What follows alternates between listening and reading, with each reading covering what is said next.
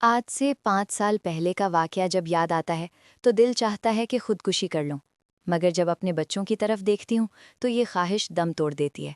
नवाज मेरे मामू के बेटे थे। जब मैंने होश संभाला, उन्हें दिल में बसा लिया। हालांकि वो मुझसे 10 साल बड़े थे और मैं एक अलबेली व मासूम 9 उम्र लड़की। नवाज अक्सर हमारे घर आया करते थे। मुझे वो बेहद अच्छे लगते थे।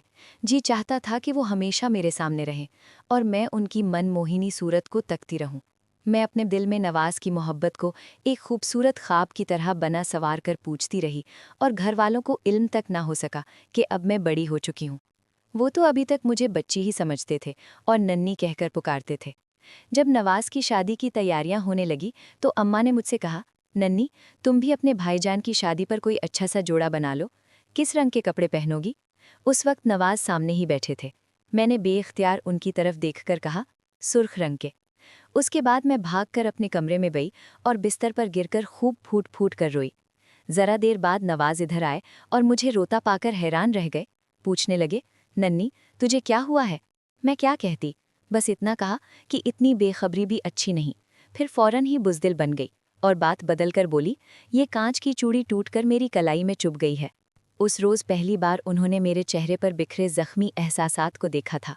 मुझे गुमान सा हुआ कि वो कुछ समझ भी रहे हैं, मगर हमारे दरमियान न कोई राब्ता मौजूद था, न कोई माजी की याद। यूं दिल की बात दिल में रह गई।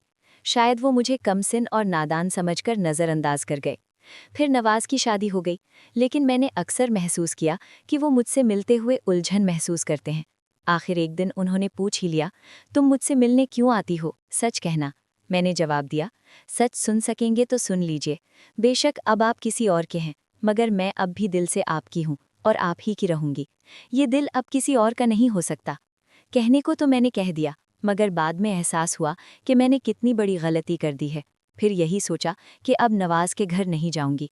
हालांकि उनका और हमारा घर जुदा नहीं था, बस एक दीवार बीच में थी। लेकिन उस दीवार से मजबूत एक और दीवार भी तो थी, उनकी बीवी। और मैं उस दीवार को कभी भी गिराना नहीं चाहती थी। नवाज की शख्सियत के सहर ने मेरे सारे वजूद को अपने घेरे में ले रखा था। मैंने हमेशा ये महसूस किया कि उनकी मोहब्बत नूर का एक हाला है जिसमें मैं कैद हूँ, और मैं चाहूँ भी तो उस हाले को तोड़कर बाहर नहीं आ सकती। ये मालूम होते हुए भी कि नवाज अपनी शरीके हयात का है, मेरा नहीं, मैं किस दिल से उनकी बेगम को भाभी कहा करती थी, ये तो मेरा दिल ही जानता है। हालांकि वो एक अच्छी औरत थी। उसने कभी हमें अकेले बैठे बात करते हुए शक की नज़र से नहीं देखा। ये भी सच है कि मैं और नवाज बस इधर उधर की बेमकसद बातें करते, जैसे मोहतात लोग करते हैं। हालांकि वो जानते थे कि उनके दिलों की क्या हालत है। जब तक नवाज से न मिलती थी, मुझे चैन न आता था। हालांकि मैं किसी गर्ज के तहत उनसे नहीं मिलती थी, बस उनसे बात करके सुकून मिल जाता था। मेरा मकसद उनका घर तोड़ना ना था। और कौन सी मोहब्बत करने वाली औरत अपने महबूब का घर उजाड़ना पसंद करेगी? मैंने ही दिल पर जब्र कर लिया। जब तक मैं नवाज के यहाँ जाती रही, उन्होंने सिर्फ मेरी मोहब्बत का लिहाज किया, ना मुझे कोई अहमियत दी, ना मेरी मोहब्बत को अपने लिए नागुज़ीर समझा। मगर जब बहुत दिन गुजर गए और मैं ना गई, तो उन्होंने मेरे बारे में सोचना शुरू कर दिया। एक दो बार मेरी अम्मी से पूछा, चंद बार हमारे घर आए, मगर मैं उनके सामने ना गई। दिन गुजरते रहे, उनके 2 बच्चे भी हो गए। फिर मैंने भी समझ लिया कि हालात को इसी तरह कबूल कर लेना चाहिए। शायद इसी का नाम किस्मत है। मेरे मिलने ना मिलने से उनकी ज़िंदगी में कोई फ़र्क नहीं आया। फिर मेरी भी शादी हो गई। शौहर अच्छे और प्यार करने वाले मिले। ज़िंदगी ऐसे बसर होने लगी जैसे आम औरतों की गुजरती है। उनमें कोई ऐब या बुराई ना थी। वो मेरा बहुत ख्याल रखते थे। मुझे बज़ाहिर कोई तकलीफ़ ना थी, बस एक खलिश थी, और वो नवाज की याद थी जो अभी तक मेरे दिल में पंजे गाड़े हुए थी। लेकिन ये तकलीफ़ ऐसी ना थी जो नाकाबिले बर्दाश्त हो, क्योंकि इसकी एक वजह ये भी थी कि नवाज ने कभी मेरे नादान जज्बों की हिम्मत अफजाई ना की थी।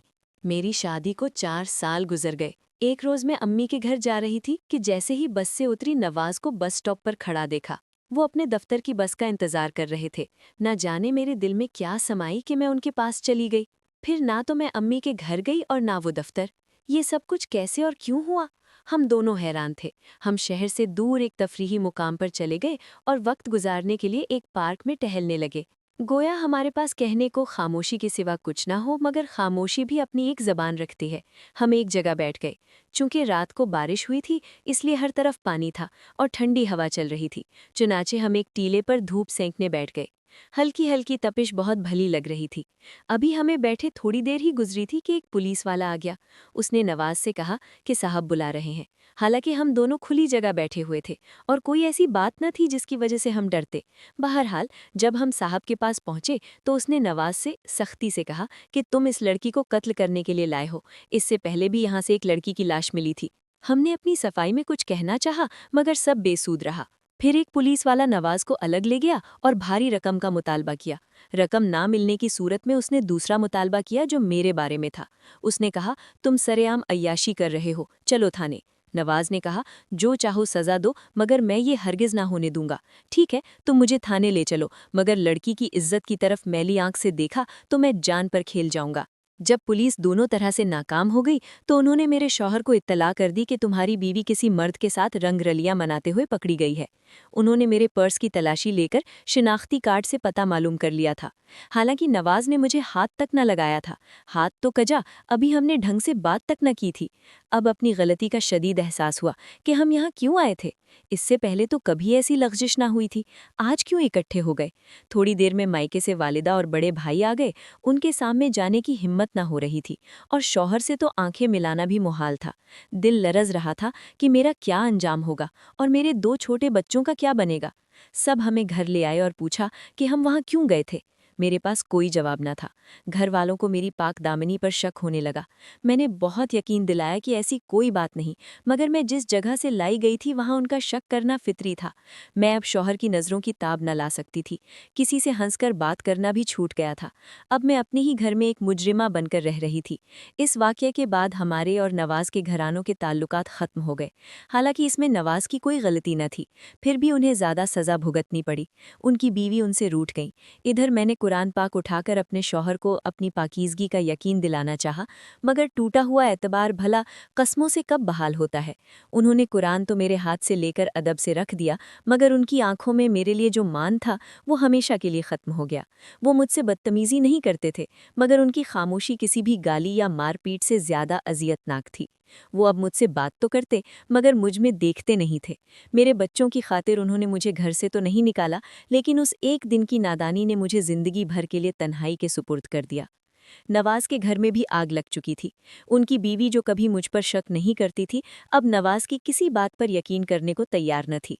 एक दीवार जो हमारे घरों के बीच थी, अब वो आसमान तक बुलंद हो चुकी थी। हम एक दूसरे के इतने करीब होकर भी एक दूसरे के लिए मर चुके थे।